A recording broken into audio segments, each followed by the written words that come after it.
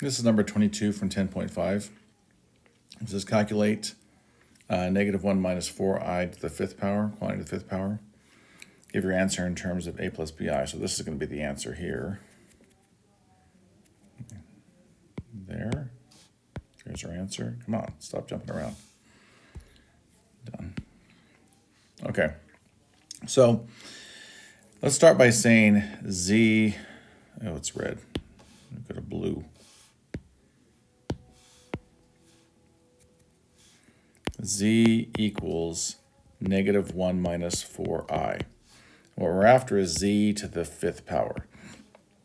So our magnitude of z is the square root of -1 squared plus -4 squared, which would be the square root of 1 plus 16, or the square root of 17.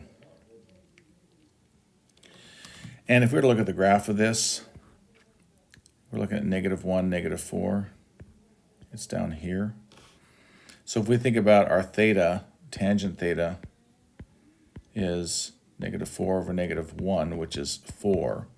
So if I did a tangent inverse of that, it's going to give me something up here. So I'll have to add pi to that to get the actual angle. So our theta would be tangent inverse of 4, and theta would be 1.3258. So if I add pi to that, I get 4.4674. And when I first did this problem to work it out ahead of time, I did an Euler's format, but I'm thinking it's probably easiest and maybe most proper in this situation to leave it in the trigonometric form. So I'm going to say z equals our square root of 17 times cosine of 4.4674 plus I times sine of 4.4674.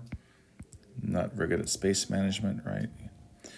So if I'm looking for z to the fifth power, that's going to be the square root of 17 to the fifth power times cosine of 5 times 4.4674 plus I sine of 5 times 4.4674.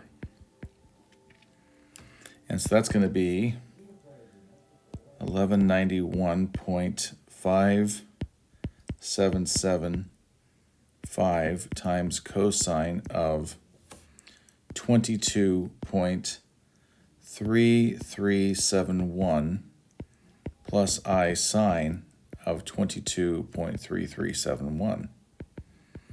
So then I go ahead and plug those in. These are in radian mode, by the way, for sine and cosine. And I multiply by this 1191.5575 times each of these, and I get -1120.99999. It repeated. And I assume it goes on. I did not go super far beyond what the calculator went. Plus -403.999. And this went on for a while, then it came to an 86i. So if you round these off, you end up with -1121 minus 404i.